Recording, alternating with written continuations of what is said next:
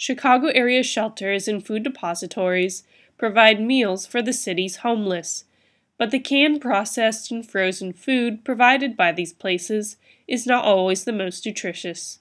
Sarah's Circle, a day shelter for homeless women, is taking steps to ensure that their clients get fresh produce. The charity tries to raise about $100 per week for the Fruit and Veggies Project. Hi, my name is Jen Laboda.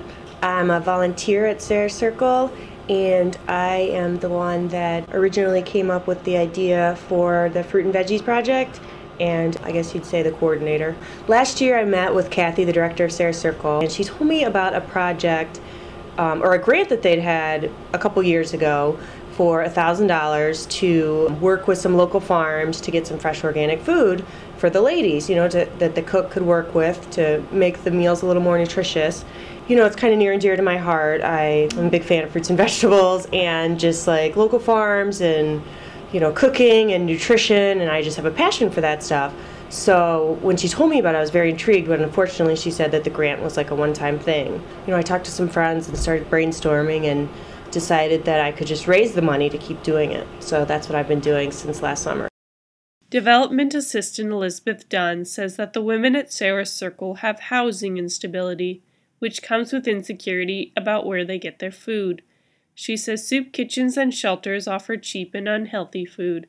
Sarah's Circle is challenged to provide nutritious meals that ward off health problems while still spending within its budget. The Fruit and Veggies Project allows the shelter to offer higher quality meals and a higher quality of life to the women it serves. Maxine Hall, the cook at Sarah's Circle, gives Laboda a list of things to buy every time she goes shopping. Every trip she has me get like 40 apples, 40 oranges, and that's to go into the sack lunches that they make. Hall is grateful for the fresh produce. It really brings whatever you preparing, makes it so much better. Makes it, like spring or something almost here. I think it's just a good message to everybody to realize that, number one, fruits and vegetables are important for everybody, and that at the same time, homeless women are worthy of more than just the bare minimum. My name is Susan, and I've been coming here for about 3 weeks. I was used to eating a certain way before I became homeless, and Maxine makes sure that she doesn't use a lot of salt. She makes sure that we have a balanced meal every time we eat. Even at lunch, it's always balanced. There's always some vegetables or fruit in our lunch.